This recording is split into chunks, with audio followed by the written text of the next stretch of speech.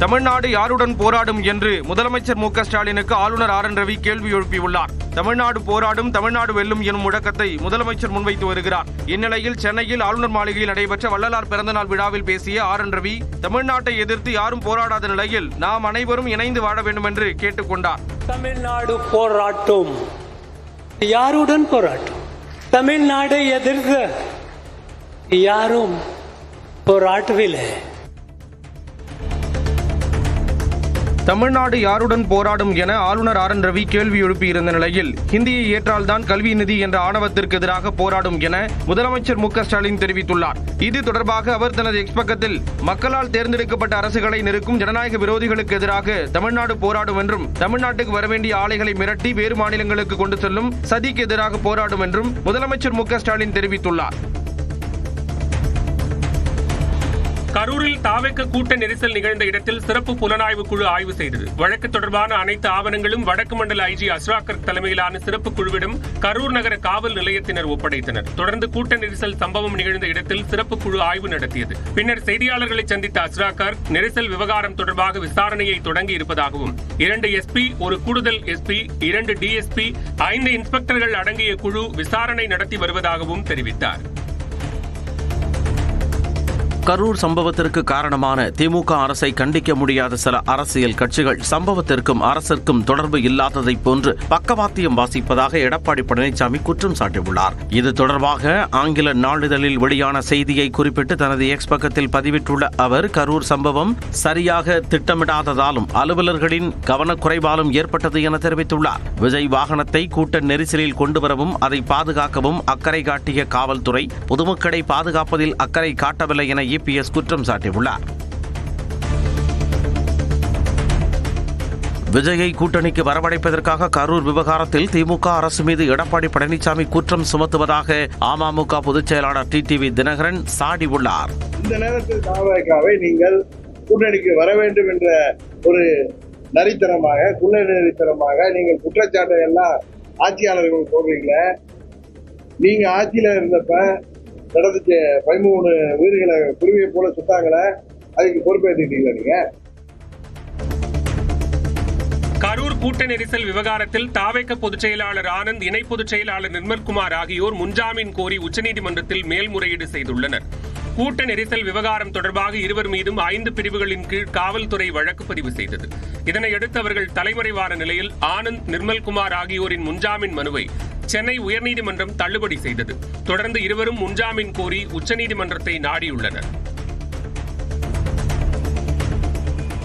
தென் மாவட்டங்களில் இருந்து கார்களிலும் ஏராளமானோர் சென்னை திரும்பியதால் உளுந்தூர்பேட்டை மற்றும் விக்கிரவாண்டி சுங்கச்சாவடிகளில் கடும் போக்குவரத்து நெரிசல் ஏற்பட்டது.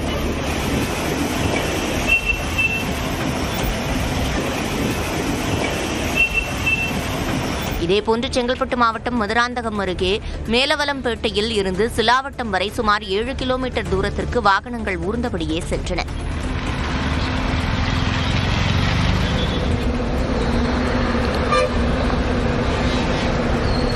ஏராளமான வாகனங்களின் வருகையால் சென்னையின் நுழைவு வாயிலான பெருங்களத்தூரிலும் கடும் போக்குவரத்து நெரிசல் ஏற்பட்டது.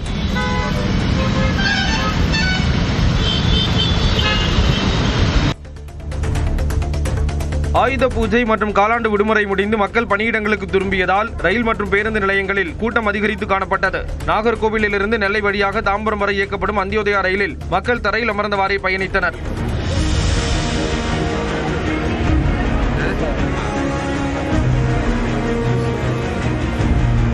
இதேபோல திருப்பூர் பேருந்து நிலையத்திலும் மக்கள் கூட்டம் அதிகரித்து காணப்பட்டது. திருப்பூரிலிருந்து வெளியூர் செல்பவர்களாலும் திருப்பூர் வந்த மக்களாலும் கூட்டம் அதிகரித்து காணப்பட்டது.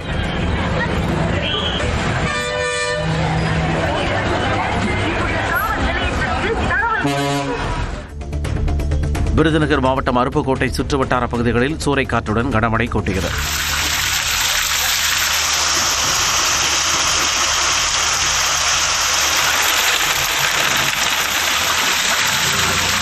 புதுக்கோட்டை நகர் பகுதிகள் மற்றும் ஆலங்குடி, அரிமடம், திருமயம், பொன்னமராவதி உள்ளிட்ட இடங்களில் வெளுத்து வாங்கிய மழையால் சாலையில் தாழ்வான இடங்களில் தண்ணீர் தேங்கியது.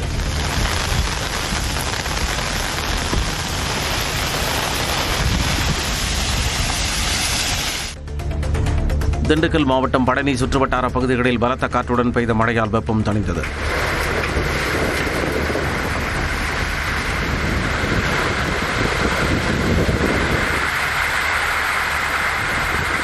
கொடைக்கானலில் மிதமான மழை, பனிமூட்டம் என இதமான சூழல் நிலவியதால் சுற்றுலா பயணிகள் உற்சாகமடைந்தனர்.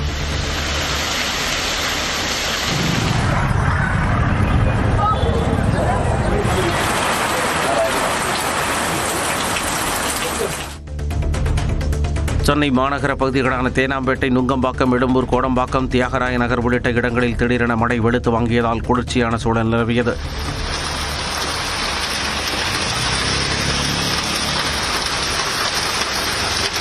இதேபோல புறநகர் பகுதிகளான பூந்தமல்லி, மாங்காடு, குன்றத்தூர், கோவூர் உள்ளிட்ட இடங்களிலும் கனமழை கொட்டியது.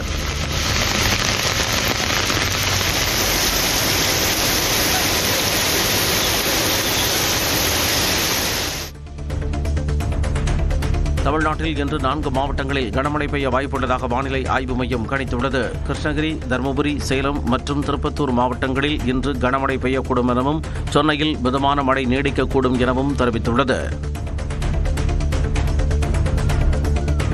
விருதுநகர் அருகே RR நகரில் லாரி மீது ஆமினி பேருந்து மோதி விபத்து ஏற்பட்டதில் பேருந்து மற்றும் லாரி தீப்பற்றி எரிந்ததால் பரபரப்பு ஏற்பட்டது.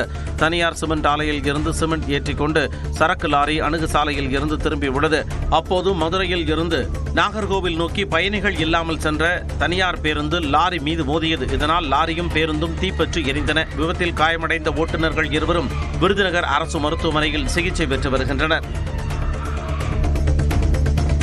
சேலம் மாவட்டம் களத்தூர் அருகே சாமி கும்பிட சித்தேஸ்வரன் மலைக்கு சென்று வழி தவறி வனப்பகுதிக்குள் சிக்கிய 36 பேர் பாதுகாப்பாக மீட்கப்பட்டனர். புரட்டாசி சனிக்கிழமையை முன்னிட்டு சேலம் மாவட்டத்தைச் சேர்ந்த 36 பேர் பாலமலையில் உள்ள சித்தேஸ்வரர் கோயிலுக்கு சென்றனர். பாதை மாறிச் சென்ற அவர்கள் வனப்பகுதிக்குள் சிக்கிய நிலையில் காவல் கண்காணிப்பாளர் அறைக்கு தகவல் தெரிவித்தனர். இதையடுத்து காவல்துறையினர், வனத்துறையினரின் உதவியுடன் புங்கமரத்து கொடிக்கால் என்ற பகுதியில் இருந்த ஒரு பெண், 4 சிறுவர்கள் என 36 பேரும் மீட்கப்பட்டனர். விருதுநகர் மாவட்டம் சிவகாசியில் தீபாவளி பண்டிகையொட்டி பட்டாசு வாங்க வெளியூர் வாடிக்கையாளர்கள் குவிந்த வண்ணம் உள்ளனர். விடுமுறை நாள் என்பதால் சென்னை, திருப்பூர், சேலம், திண்டுக்கல், கோவை, கன்னியாகுமரி உள்ளிட்ட பல்வேறு வழி மாவட்டங்களில் இருந்து வாடிக்கையாளர்கள் குவிந்துள்ளனர். சிவகாசியில் சுமார் 30 முதல் 40% வரை தள்ளுபடி விலையில் பட்டாசுகள் கிடைப்பதால் ஆர்வம் காட்டி வருகின்றனர். வழக்கத்தை விட நடப்பாண்டு 30% பட்டாசு உற்பத்தி குறைவு என்பதால் இறுதி நேரத்தில் ஃபேன்சி ரக பட்டாசுகளுக்கு தட்டுப்பாடு ஏற்படும் நிலை உள்ளது. கனமழை காரணமாக மேற்குவங்க மாநிலம் துதியாவில் உள்ள பாலசன் ஆற்றில் காட்டாற்று வெள்ளம் ஏற்பட்டது. இதில் வாகனங்கள் அடித்துச் செல்லப்பட்டன. சிலிகுரி மிரிக் பகுதியை இணைக்கும் இரும்பு பாலம் இடிந்தது. பாலத்தின் தூண் சேதமடைந்ததால் அங்கு போக்குவரத்து துண்டிக்கப்பட்டது.